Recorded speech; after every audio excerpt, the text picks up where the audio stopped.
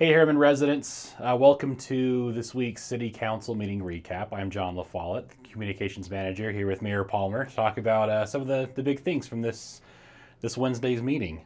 How are you doing? I'm good. Thanks for having us. I enjoy doing this.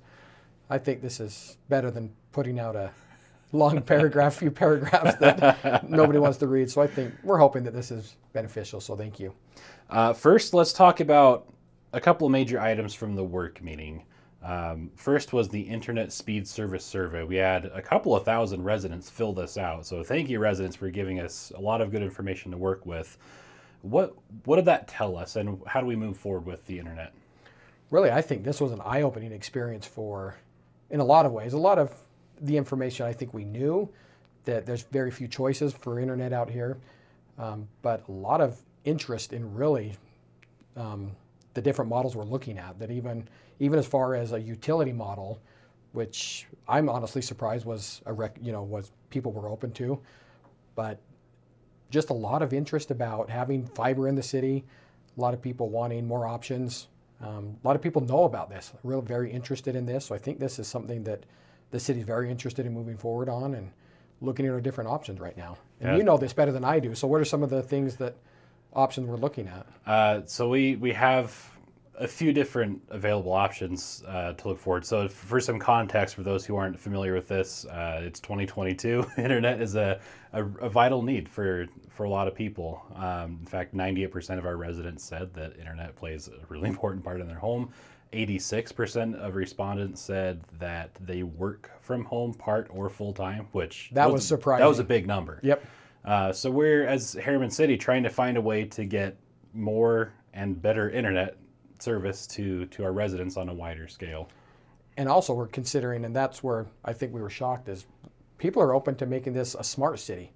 Not just getting fiber to our residents, but also making the city a smart city and trying to take advantage of those services as far as maybe reducing costs in the city, making us more efficient, tying together traffic lights, or being able to watch our flooding or possible issues around the city. So I think I'm excited to see where we can go with this, and offering a service to the residents while also being a benefit to the city, which also will benefit the residents as well.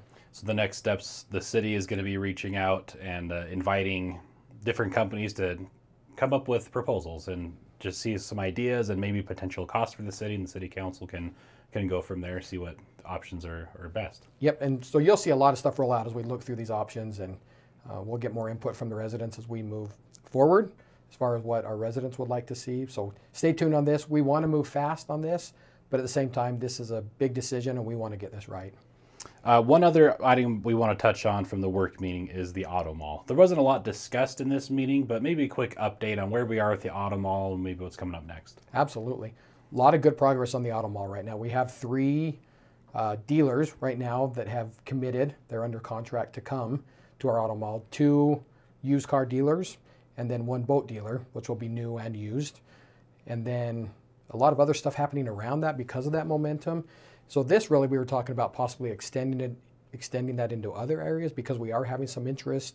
And then anytime these big dealerships and other big retail opportunities are coming, there is usually some help from the city as far as helping with infrastructure. And that's really what we talked about this time, is there probably will be some property tax additions in that area, increases just for that area to help build up the infrastructure now, which will help these businesses long term as they come in, because the infrastructure can be built now, they can be up and going right away. But really, we're hoping to have our first dealership open selling cars by January 1st right now. So that's where we're looking right now. Exciting progress. Yep. It's been a lot of hard work by a lot of people. Yep, absolutely. It'll be good to have it. So let's go to the general meeting.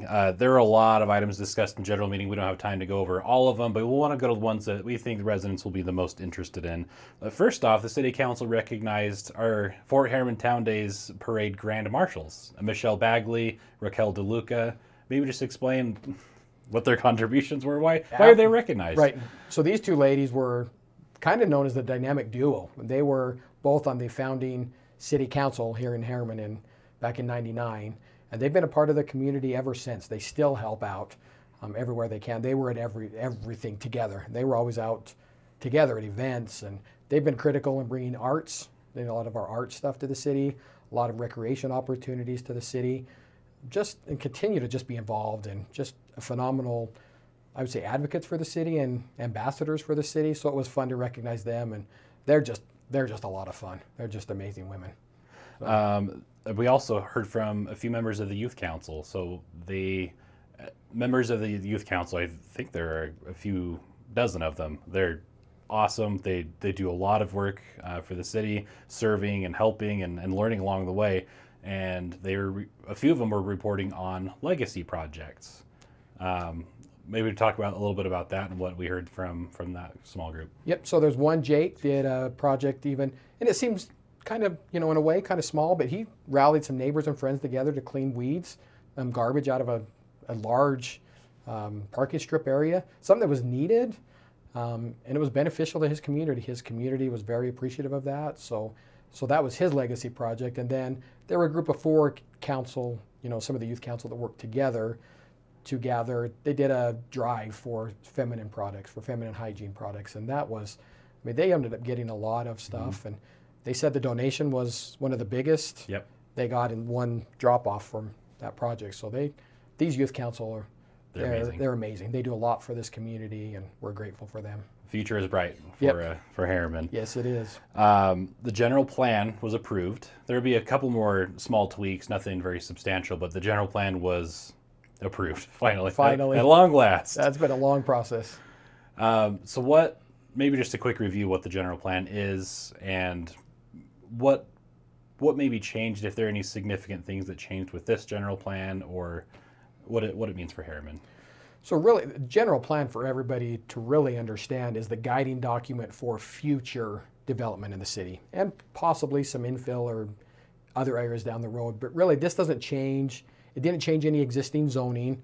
It's just signaling to our development partners, this is what we would like to see in these areas, trying to guide that future development. What I loved about it is we preserved all the commercial, everything that has been commercial, we preserved that out here. I think we're recognizing the critical nature of protecting those areas right now, protecting more open space. We're hoping to preserve a lot of open space up on the mountainside. Really not a lot of changes, really just solidifying some of the direction we've been going for a few years out here. And we'll have to go through this process at a few years again. But really, there were a lot of questions out there. We were getting a lot of emails, so please, if there are still any more questions about the general plan and what this means, please reach out to us. It can be hard to understand sometimes, but we're welcome to help. Even though it's kind of been approved right now, it has been approved. Let us know how you think it affects you. It won't affect existing property rights. If you have horse rights, animal rights right now, nothing's being taken away at all. We protected those for sure, and really just glad to have this behind us. It's been a 3 or 4 year process. It's been a little while. There's been a lot of resident engagement along the way. We really appreciate that.